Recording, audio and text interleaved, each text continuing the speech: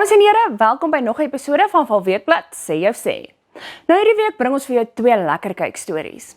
Ons gesels met Chiba Africa, wat die eerste dag al kampus in Afrika net hier in die Valdriehoek gaan oopmaak.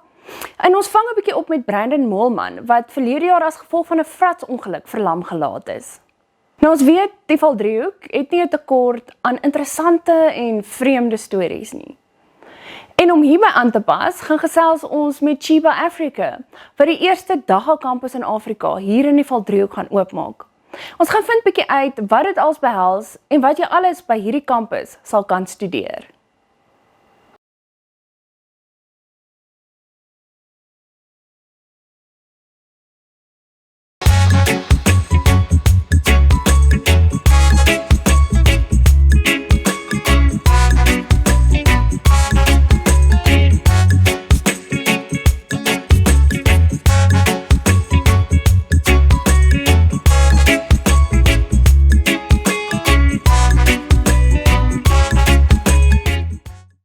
How's it? My name is Trenton Birch. I'm the CEO and co-founder of Chiba Africa, which is a health, wellness and cannabis education company. I come from the music industry, have been a promoter, a record label owner, an artist. I still am an active artist. I've been in education for almost 12 years now, in creative media education. So I came from the music industry into music and creative education. So my name is Linda Sibodo, and I'm one of the co-founders of Chiba Africa. And basically my background is around the film industry. I worked about 20 years with my own production company. And through that, I basically learned about networking and also relationship management and so on. And also, I started like 3 startups, and this would be like my 4th one now. So yeah. Tell us why did you choose the Vaal Triangle? I think the Vaal Triangle chose us, to be honest. We decided to come to the Vaal Triangle because the facility became available. It's an ex-mining training facility, so to find a space like this closer to the city is near impossible. We're right on the Vaal River. There's a lot of sort of regeneration of mine dumps that can be done through hemp in this area, and there seems to be, because of the Vaal's industrial history, bringing on testing labs and extraction facilities. I think there's a huge potential for certain sectors of the Vaal industry to transform and bring cannabis online. We're already in discussion with a brick making company in the area who want to start making hempcrete bricks. So this has a manufacturing history and is a manufacturing hub. And we feel that the cannabis industry, as much as there's all the flashy stuff that you see, ultimately it's still an industry, and it needs industry support and industry mechanics and factories. So we also wanted to be outside of the city, because in the city there's all kinds of distractions. When you come out here, you're in a space where there's wild monkeys, you're in nature, you're in the bush. So when you come to study here, there's no distractions. So being away from the city, we thought was a really good, powerful thing. And the people in the Vaal have just been so warm and open and really encouraging. So it's been a great sort of place and space to be. So from a spiritual perspective, from a health and wellness perspective, from a purely health perspective, I think there's tremendous potential. But it needs a lot of people involved, a lot of training, and we need to educate ourselves on cannabis. We've been disallowed and disinformed for 50, 60 years, so we're having to unlearn to relearn. So it's quite a complicated process. So we open on April 1st, and that's not a joke. It just happens to be the day that is the first week of the April month. We have our first intake starting then. We already have students signed up for it. We have been running for the last 8 months as an online academy, where we do blended learning courses. You can either do self-study online, or you can join a blended learning model where you do Zoom classes. So we have those models as well. And we have courses for all kinds of people in the industry, from growing to sort of medicinal cannabis, and we're constantly developing new courses and new content to support the industry as it grows. This is a very exciting part of the facility, because this is where we grow cannabis. We're not growing cannabis yet. You can see we've just prepped it and put it up. So this is where our students will spend hours every single day learning how to grow cannabis, learning how to clone, learning about nutrients, genetics. This course is also very much about getting hands-on.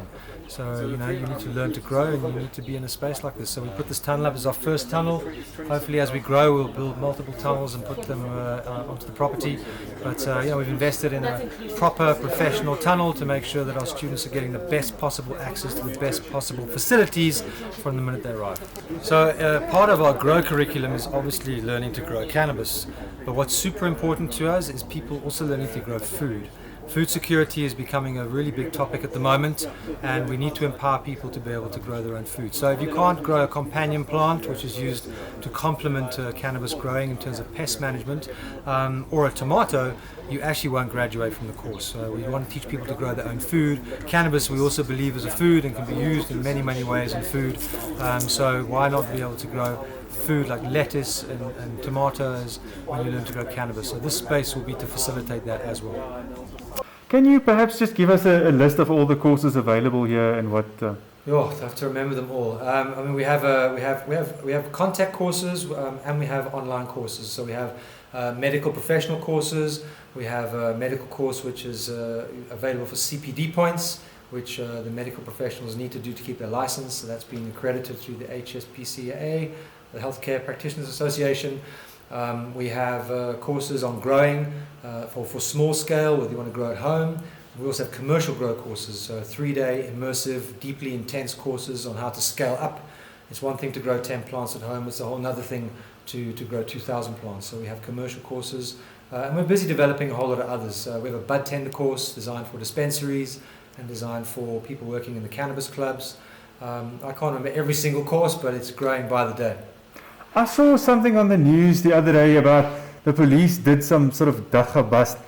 But in the same, what is the legalities? Is it legal?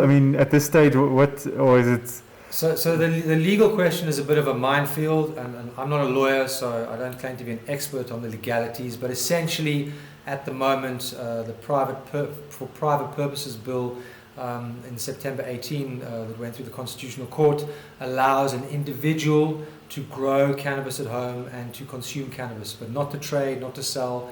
And there are limitations around that, although there is a new bill out at the moment that's been tabled, which is a cannabis industry we have totally rejected. It's uninformed and doesn't work in our environment.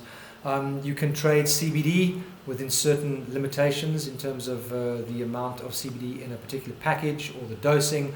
We also do not agree with those particular protocols that have been put in place by SAPRA because they're outdated, they do not follow international trends, and we feel that they've been put in place to slow the industry down while the pharmaceutical industries get in on the game. And so there are things that need to be sorted in that space. From a regulatory perspective in terms of growing, you can get a grow license, but at the moment you need an off-take agreement internationally. So there is an opportunity to grow and export, but you need GMP facilities, it's highly expensive, the barriers to entry are very high. We don't have a local trade industry here as yet, apart from CBD. And until we get that, things are going to take a lot longer to grow. In terms of intake, how many students, I don't know if I've asked this already, but how many students do you have enrolled at, So it's changing every day. Our targets that we've set for ourselves are modest. We're not expecting 100 students on campus for the first intake. I'm not sure what we're on at the moment, but we're expecting at least sort of 20 to 40 students for our first intake. As it gains momentum, as we gain trust, as people can see the campus, seeing is believing, it's all one thing to say. But when people get here, they get it. It's a beautiful space. There are wild monkeys here. You really feel like you're in the African bushveld.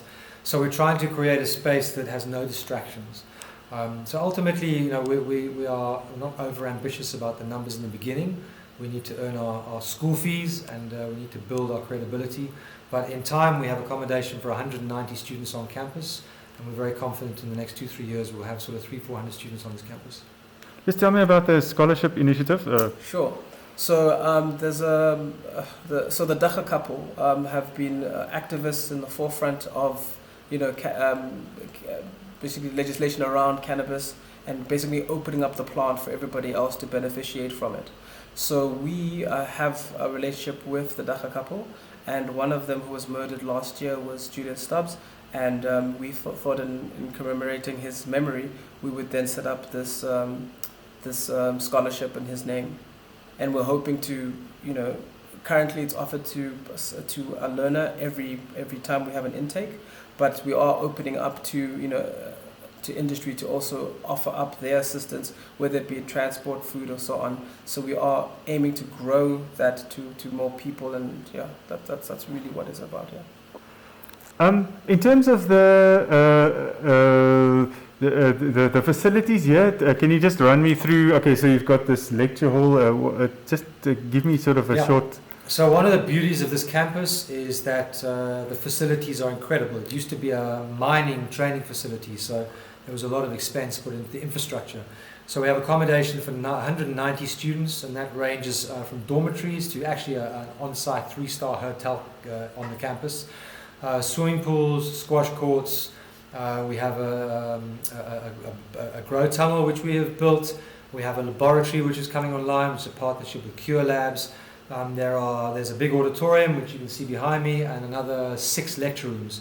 So we have ample space to grow into, and the grounds are very big as well. So in the long term, we have potential to do events here and festivals, and really make it into this cannabis hub. There are also a number of houses on the property, so we're moving into a few of those. So the aim is to really expand and bring extraction equipment in, and really make it a full spectrum, full supply chain space. In terms of lecturers that you've got signed up, can you run me through a list of people? So we have some incredible people who are going to be lecturing at the campus. They have a lot of experience in the industry. We've also taken people from outside the industry. So when we do supply chain management, we cover supply chain management as a discipline, and then we bring cannabis into that matrix. If we're doing permaculture, we bring someone in who's an expert on permaculture. So the lectures are very varied. The good thing about the industry is people love to teach. So we've had no issues finding people to teach. But it's also they're not a dime a dozen, because there are not a lot of highly experienced people in this industry. Trying to find someone to teach extraction, for example, you have to dig quite deep through the network to find people. But we do have some incredible people on board. In South Africa and in Africa, prohibition, the United Nations recently in December actually deschedulized cannabis. So for a long time there hasn't been any official space where people can actually learn about cannabis and also have content that actually speaks to that. And so we have realized the first African Cannabis Academy in Africa, and essentially that's what that is. Brandon Moelman is 'n kranige sportman wat as gevolg van 'n fratsongeluk verlede jaar verlam gelaat is. Ons gaan vind bietjie by hom uit hoe hy hierdie nuwe hoofstuk in sy lewe aanpak. Ek's Brandon Moelman. Ek's 24 en ek kom van Vanderbijl af. Ek en my klomp pelle was laas jaar Augustus was ons bietjie weg na een van hulle se rivierhuis toe om net weg te breek vir die naweek, en toe ons die dag uit op die rivier op hulle boot, en toe sien ons so brug tipe storie, nie eintlik veel van 'n brug nie. Ek weet nie eintlik wat was nie, maar dan was so 'n eysterding wat oor die rivier gegaan het. Toe gaan staan ons almal op boot sodat ons 'n foto kan neem en wat. En die adrenaline junkie wat ek en my pelle is, besluit ek en die ene toe nee, gaan ons afspring van daar, want ons doen dit nou al jare en ons het al so baie dit gedoen. En toe spring ek, toe is ek nou die eerste wat spring, en toe ek die water tref, wat my dokter sê, my kop het gehoplash, want ek het bietjie skeef geval, want die dokters het gesien ek blou op my boude en goed, so ek het skeef geval, en soos wat ek die water getref het, toe hoplash my nek, toe breek ek my C5 en kraak my C6. We good? Yep.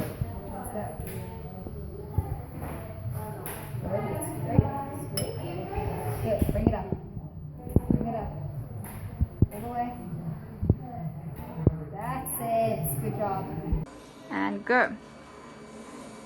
Hold it for 20 seconds.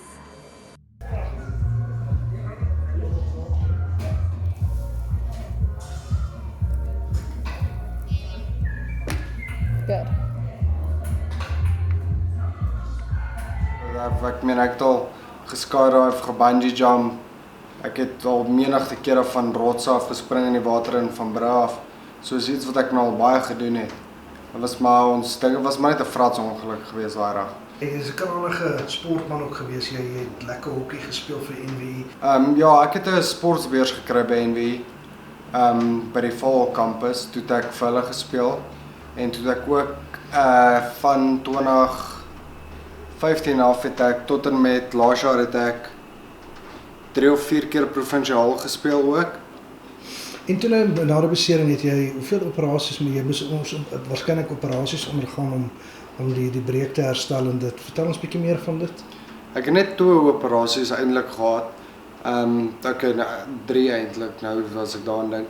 Die een was vir my om my wervels te fuse, my 5 en 6 vir die kraak en breek. Die tweede een was om 'n trachee in te sit sodat ek kan vir asemhaling en goed met my longe was nie sterk genoeg nie. En die derde een was 'n suprapubic kateter omdat my blaas en goed nou nie meer so lekker werk nie. Korte hulp en goeders om kan urineer. Ek het gelukkig 'n life jacket aangehad. So toe ek ingespring het, toe begin my lyf net dryf.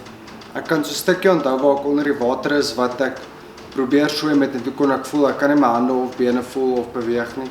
Dis toe ek nou begin half agterkom dat ek nie soos dat ek dalk mag verlam wees. Toe sit hulle my in die boot, maar toe ek vir hulle sê ek kan nie my arms of bene voel nie. Toe hou hulle gelukkig my nek stil en wat want toe kom hulle seker agter neer dan sou iets in my rug verkeerd. As jy net vir mense moet verduidelik weet, behalwe nou vir die fisieke gedeelte, wat was vir die ergste weet? Het jy berusting gevind of het jy nog vrae met hierdie klas van wat is vir die ergste? Toe ek eerste wat ek kon onthou net soos na die ongeluk, eerste keer wat ek weer bewussyn gekry het ek vir die dokter gevra kan ek asseblief opstaan en gou badkamer toe loop. Net om in die agterkant van my brein het ek geweet ek wou dit net by die dokter self hoor om te weet. Toe sê hy vir my nee, ek sal ongelukkig nie kan nie, want ek is van die bors af verlam. Hulle het eintlik gesê van die nek af verlam. En toe die eerste week, 2 weke het ek baie daarmee gesukkel. Was daar woede in jou op 'n stadium oor hoekom jy? Daar was nie woede in my oor hoekom ek nie. Dit was maar meer hartseerheid oor dit wat ek verloor het. Maar ek was nooit kwaad nie want ek meen dinge gebeur vir 'n rede nie. En sê hierdie het jou familie bietjie nader aan mekaar gebring? Nee, dit het verseker my familie baie nader aan mekaar gebring.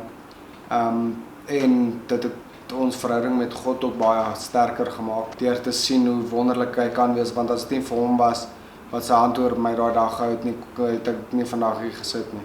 So ja. En wat doen jy nou deur die dag weet daar's baie tyd ek sien jy mense op jou foon en jy kyk TV en dit waarmee hou jy jouself nou besig by die stadium? Op die stadium as ek want ek is besig tot so 2 uur se kant 3 uur in die middag besig met my terapie en goed. Na dit dan sal ek sien maar ons het nodig om iets rond die huis te doen soos my pille te pak of my bord want ek het 'n bord in my kamer wat aandui hierdie week die tye van die goeder sodat ek net op trek ook kan bly. Maar anders as dit sal ek sien maar net my rolstoel gryp en begin rondry net oefen aan my rolstoel se vermoë en goeders om te kan verbeter en my arms te kan versterk. Of ek sal maar sit en TV kyk saam met my ouma want sy het al klomp seepies wat sy in die hande kyk soos wat 'n ou vrou mos nou gewoonlik het. So ja, dan doen ek dit of ons sal hulle klomp board games gekry wat ek kan doen om my hande te my fyn motoriese bewegings te werk en goed. So dan sal ons sommer dit sit en speel ons klomp saam.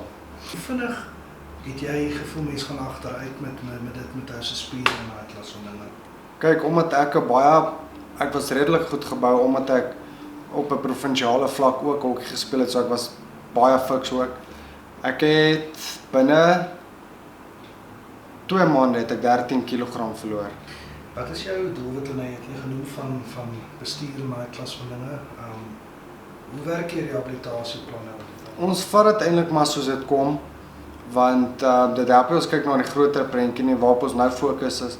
Ek het 'n flikker in my gewrig gekry wat nooit gewerk het nie wat daar tekens wys dat hy ook so sterk kan word soos die ene. En dan werk ons ook net aan manoeuvres om my pad sterker te kry en goed soos die golfdag. Ek is 'n spastiese kwadripleeg, wat beteken ek gaan vir die res van my lewe net anders by AV spasmos kry. So ek moet op 'n kroniese medikasie bly om dit net te kalmeer, want sonder dit sal ek heeldag aldag net druk. Die weer speel 'n baie groot rol, want gewoonlik as soos mense koud kry, dan trek jy mos op om jouself warm te hou. Nou ek kan dit nie doen nie, maar my spiere voel nog steeds hulle kry koud, dan trek my spiere styf en dan begin ek spasmas kry en goed. Maar dit is daarom nie seer of iets nie, dit is net my hele lyf trek styf, dan kan ek nie beweeg nie. Het jy weer ietsie gevind wat jy nou in jou visie het wat jy graag wil doen? Kyk, ek het nie eintlik iets in visie nie, soos ek is nog steeds jou vanaand wat dag vir dag vat, maar op die oomblik wil ek nou eers sterker word om meer independent te kan wees, meer goed vir myself te kan doen en goed. Maar ja, soos ek wil sodra ek sterk genoeg is, wil ek weer vir my, want ek moet my lisensie van voor, my karlisensie van vooraf doen. En ook ek sal dan ook my CV wil uitstuur sodra ek reg is en begin werk, want dit was my plan sodra ek klaar geswat het. Kyk, ek kan eintlik sê vir wie dit die moeilikste was nie, want vir die eerste 2 maande met die COVID ding kon hulle nie eintlik kom kuier het nie. En die COVID tyd vir jou, weet jy, sit daar, hierdie gebeur met jou, jy het vrae, jy het ondersteuning nodig, nou word jou familie van jou weggehou vir daai tyd. Hoe was dit vir jou? Dit was vir my baie erg en ek het vergeet om te noem dat die dag toe ek opgeneem is in die hospitaal, het ek positief getoets vir COVID ook.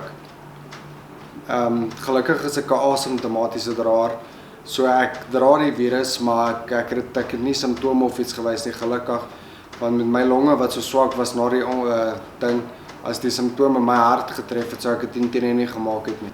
Maar ek meen, ek is nog steeds 'n gewone mens. Ek het net ongeluk of weerkom, dis soos iemand met 'n been breek. Myne herstel net daarom ongelukkig nie, maar ek is nog steeds 'n normale mens, hanteer my soos iemand, soos jou broer of sussie wat langs jou is of jou vriend.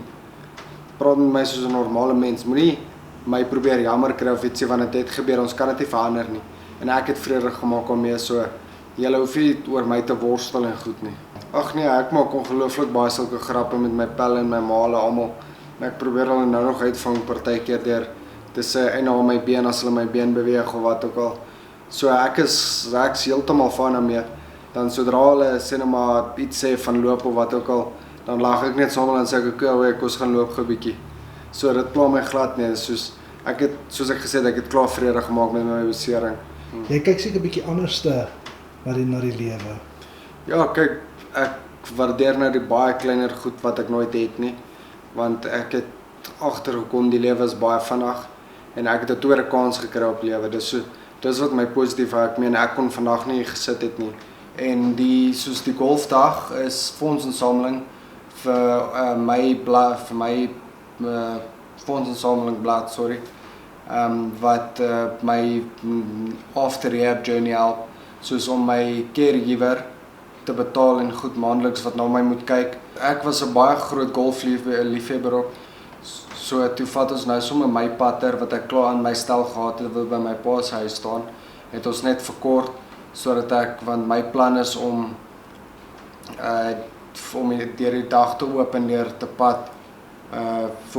voor almal. Ek het vir myself gesê toe ek aan die hospitaal het, ek gaan definitief glad gaan stil hê en niks doen en myself bejammer nie, want dit gaan elke dag net vir my langer en moeiliker maak. So ja, my plan nou ook is ek wil graag motiveringspraatjies ook, soos by skole of by sportdae en goed te gaan doen, net om mense te kan inspireer en soos my storie te kan vertel en vullis en soos te kan motiveer om aan te gaan met die lewe, maak nie saak hoe swaar tye kan raak nie, want dinge kan erger wees. Dis gou tyd vir 'n kort advertensiebreek. Ons is terug net hierna.